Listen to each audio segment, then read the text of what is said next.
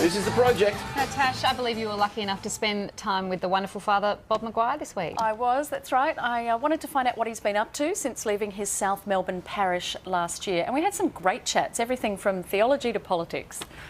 He's arguably Australia's best-known priest and undeniably one of the best loved. I say, who cares wins. But the Father Bob Maguire story hasn't always been one of bright lights and laughter.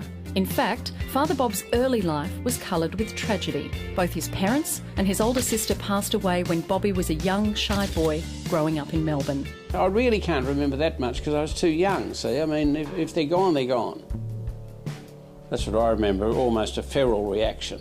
But I think, fortunately, with hindsight, there were people around at that time who at least extended some kind of lifeline. Those people included a local priest who would take Bob to footy matches and even help pay for his schooling. You might say, well, that's not much. Oh, yeah, it was a lot. But I'm saying those little things meant a lot then. So I think having sniffed that as a teenager and as a child, I followed me nose, took me to the Roman Catholic priest training place. Bob joined the seminary at Werribee, southwest of Melbourne in 1953. 7 years later, he was ordained as a priest. And 5 years after that, Bob joined the army and rose to the rank of Lieutenant Colonel. In 1969, he became a chaplain during the Vietnam War. And in 1973, Bob became the parish priest at Saints Peter and Paul Church in South Melbourne, a position he held for 38 years. During that time, Bob co-founded the Open Family Foundation for Street Kids, created the Emerald Hill Mission Charity for the Disadvantaged,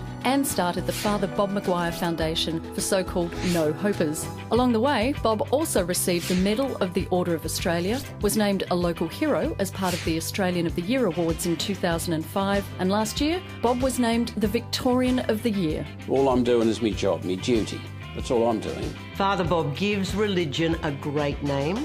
And I don't think there are any other Catholic priests who are TV stars. I love the fact that Father Bob could spend the rest of his life hanging out with famous people and living very comfortably on his reputation, but he doesn't. He still feels most comfortable when he's surrounded by people who need him. Father Bob is one of those Australians who's just done so much for the community. He can't help but be thankful. You're incredibly popular.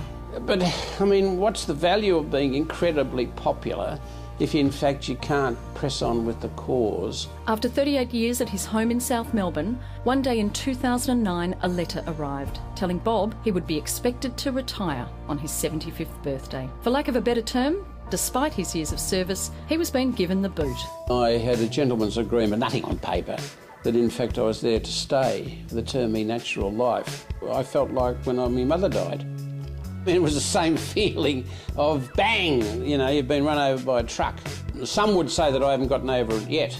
Devastated and not wanting to hang up his collar or leave his home, Bob decided to leave the decision up to his parish, who overwhelmingly wanted Bob to stick around. Father Bob's a great guy, so anything he does gets my double thumbs up. But Bob's standoff was short-lived, and last year Bob was forced by the Melbourne Archdiocese to say his last Mass in South Melbourne. There's only one thing necessary for the triumph of evil, and that is that good people do nothing. And Aussies are experts at it. See, I thought that was treacherous. But still, they're in charge, you see. What can I do? All I can do is pack up my bag and go down the street and start all over again. And that's exactly what Bob has done. They might have kicked me out of the church, but that doesn't mean that the Father Bob Maguire Foundation's dead in the water. He now calls his Albert Park office home and continues to fight for funding for his charity work. And instead of enjoying his golden years in quiet retirement, Bob has launched his own website, has more than 90,000 followers on Twitter. No, I still haven't got the bloody blue tick on Twitter. He produces his own podcast, hosts a regular show on Triple J with John Safran, has a documentary on his life being made, and has just released a biography. Bob Maguire has released his memoirs. To tell us more, he joins us now in the studio. Yeah, but I didn't write them myself. Father Bob, how do you want to be remembered? Well, most people tell me the only way they remember me is that in fact I gave them a laugh or something, even during their most serious times in their lives. Yeah, that'd suit me down to the ground. But what are you asking me that for? I'm not dead yet. Am I? Definitely not. Thank God for that. He really is such a special man, isn't he? He's a wonderful man. And look, he didn't talk about it there, but Bob's had a rough week. On Sunday, he lost one of his dearest friends and closest colleagues, Henry Sir, who's worked with Bob to feed the poor for more than 20 years in Melbourne.